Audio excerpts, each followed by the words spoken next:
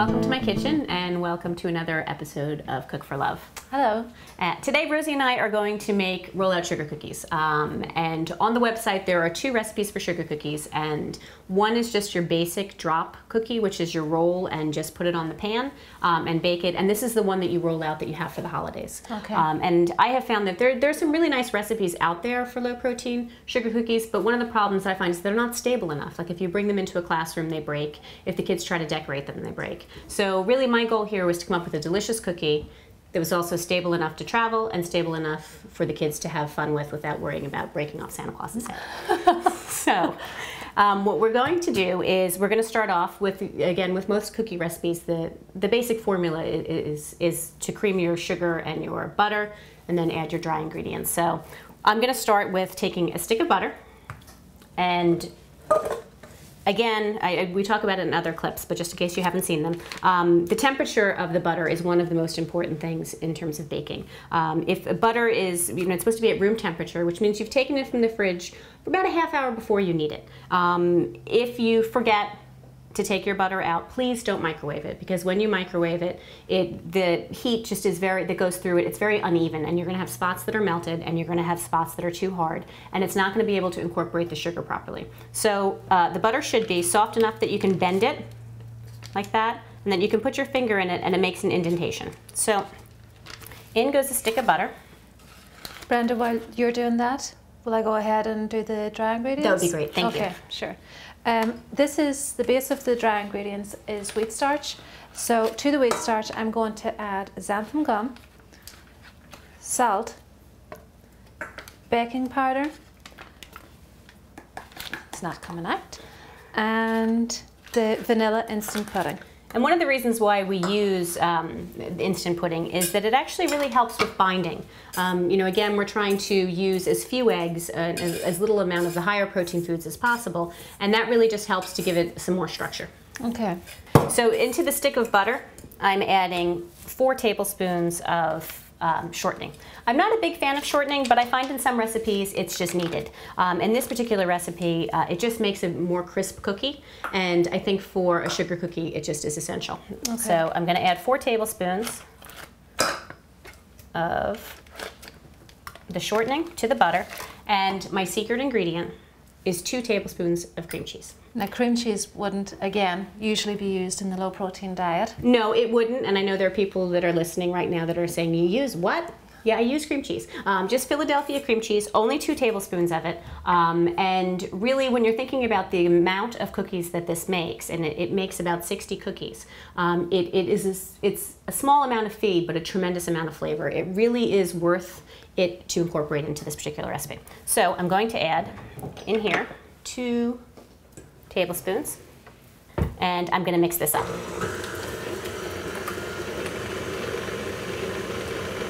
And into that, I'm just dumping the sugar.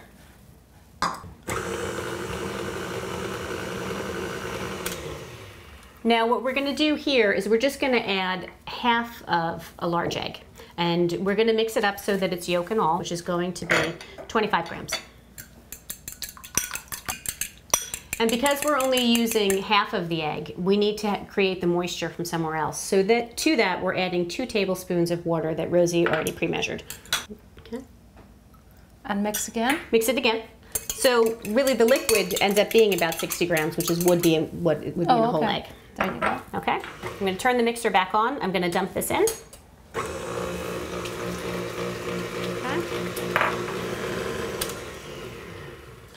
Okay, now I'm just going to add the 2 teaspoons of vanilla. Oops.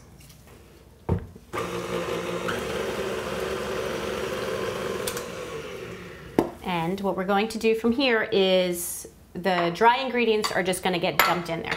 And what I'm going to do while you're getting ready to do that is I'm just going to dampen a clean kitchen towel so that it prevents that big dust cloud from coming out of you. Okay.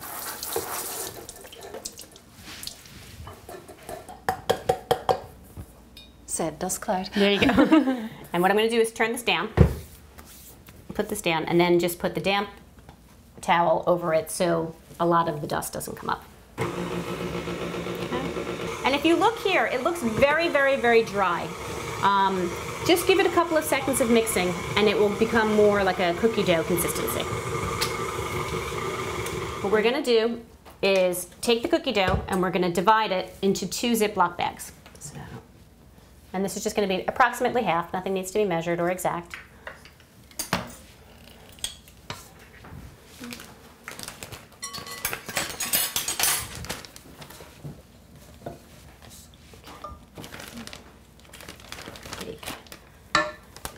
This part and put it in there. Sure. And what I do is I press it down a little bit and I don't seal the Ziploc bag. And what I'm going to do is just roll it out to probably, it's going to be about, probably about ½ an inch thick. And this just makes life easier when you take it out of the fridge to roll it more. Okay, so we've rolled it out this one and then we're going to repeat it with the half that Rosie has.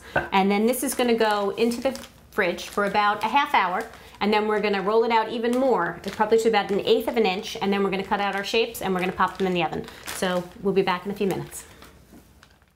Okay, so what we've done is we've had our cookie dough in the fridge for about a ½ hour, and now it's ready to take out and roll even thinner. Now you want this to be a fairly thin dough, about 1/8 of an inch, because that's what's going to get the crispy cookie. And the thing that is really nice about this recipe is you can just make this a month ahead of time and put it in your freezer and be set for the holidays and be set for parties that are coming up, and know that you're one step ahead of the game. The other thing that you can do is even after you've rolled it out, cut them into your shapes and put them on a cookie tray and put it in the freezer. And once they've frozen, transfer them into a Ziploc bag. But only do a single layer and then cardboard in between. And then you're talking about just literally taking your cutout cookie, putting it in the oven 2 days before Christmas or 3 days before Christmas, and you're set. There's no mess, there's no stress for that anyway. So we are just going to try to get this out without making too much of a mess. But it doesn't seem to be cooperating, but that's okay. Oops. And it's very warm in our kitchen right now. At any point, you can always pop it in the fridge. If the dough is starting to feel a little too soft or you're having problems transferring it, you can always just put it back in the fridge and it crisps it right up. And then I'm gonna roll it and it's all gonna form together anyway. Hopefully. And I'm gonna, instead of making a big mess, I like to roll it out between 2 pieces of parchment paper. It just, you add less wheat starch, it doesn't stick, and it's easier to clean up, most important. So now I'm just gonna start rolling.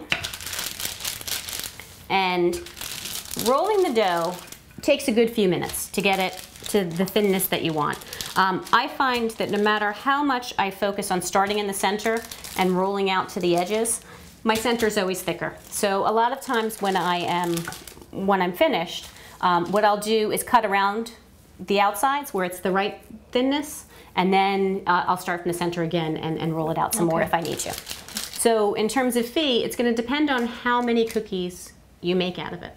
I find that the larger cookies are usually, and we're talking about the 4-inch ones, they're usually about 12 milligrams. But the smaller ones, the tiny ones are as low as 3, just depending on the size that you use. Now, does Santa get low-protein cookies? Santa always gets low-protein cookies and rice milk in our house. Okay. And he's never complained. I thought that was easy.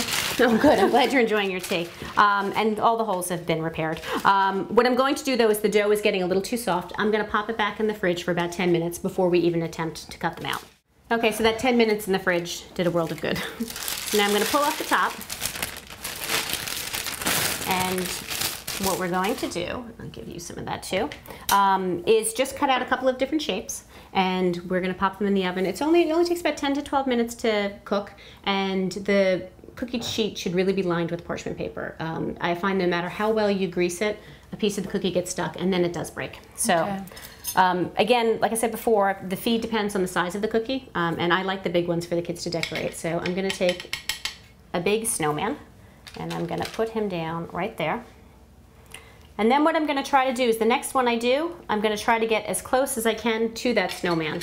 Now this is assuming that it's an adult doing it. We all know that if our kids are joining us, they're plopping it down wherever, and we just need to live with it. You're going to get 4 cookies out of that. And then you're going to have to re-roll it again. But they're not here right now, so I can do it the way I want. So I have that snowman there, and then if I put another snowman right next to him upside down, it leaves me with very little cookie dough in between, which means I don't need to roll it so much. So Rosie, if you want to take a couple of these, and you can have some fun. Okay. Why don't I try doing the little ones around the edge? Okay. But I have to say, I do prefer the larger ones because you can say you had one cookie as opposed to 3 of the little There you ones. go.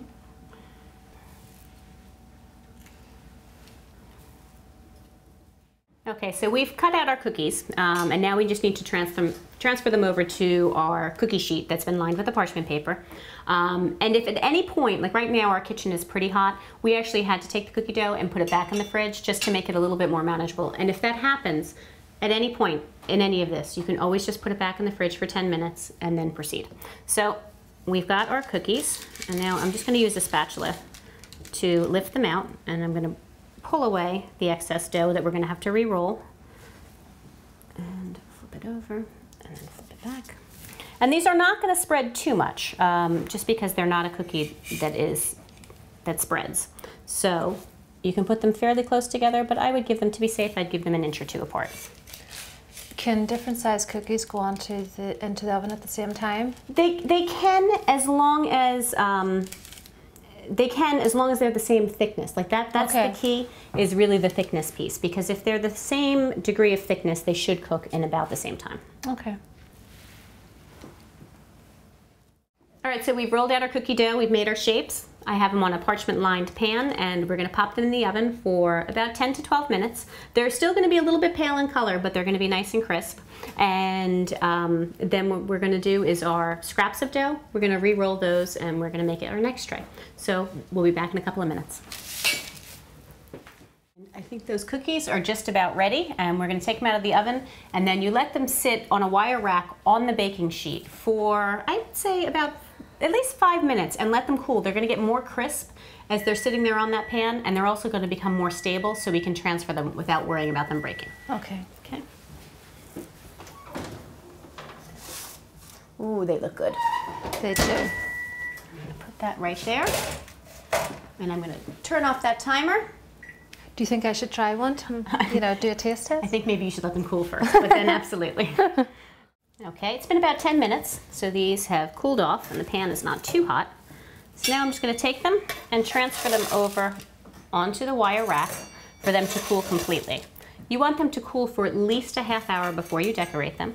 And our next series, we are actually having our decorator come in, and she's going to show us how to make them really, really beautiful for the holidays.